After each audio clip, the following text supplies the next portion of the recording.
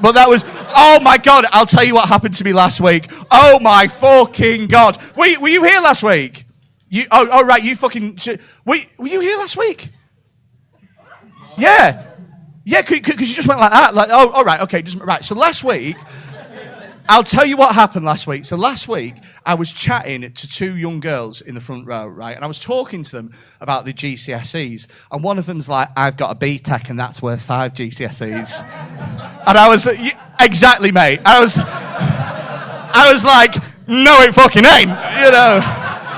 That's one of the things that they say to the thick kids that have to take GCSE, like to make them feel better. Oh, it's worth 5. You know, there's no employer that's ever gone, well, you haven't got your English, maths or science, but that NVQ in hairdressing, oh. Joe, it's up there with a fucking A-level in general studies and a fucking Duke of Edinburgh award. Do you know what I mean? It's like, you might as well come with your swimming certificates and plonk them on the table.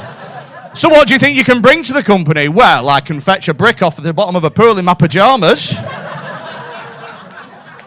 Well, you sound perfect for our nighttime underwater construction business. It's just...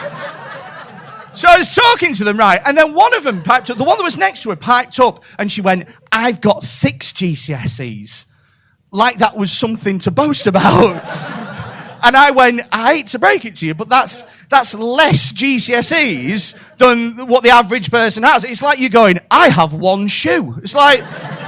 Do you know what I mean? So I said, what are you doing with yourself nowadays with your 6 GCSEs? And she went, I'm in a hospital. And I was like, well, I knew the NHS was fucked, but I didn't know he was scraping the barrel that bad.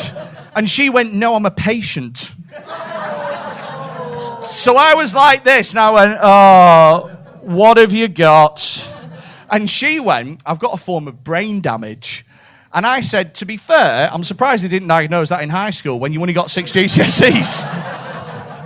Then I asked the question. I was like, she was lovely with it as well. I was like, is it terminal? And she was like, yes. And I was like, oh my God. I said, I'm sorry for taking the piss. And she was like, no, don't worry about it. I said, look, if you don't mind me asking, how do you live with something like that? Is it not really difficult? And she said, to be honest with you, it motivates me to go out and do new things and have new experiences because I know that, you know, that's sort of round the corner. So it motivates me to go out. And one of the things I really like doing is watching live comedy.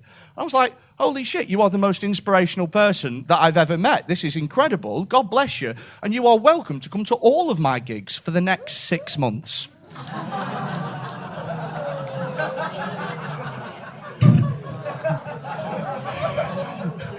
That's a bit of new material. If you're judging me, she fucking liked it, but she wasn't here to ratify the story. I was thinking about doing that at other clubs in the country as like a new bit to add to my set, and your reaction has told me not to. So.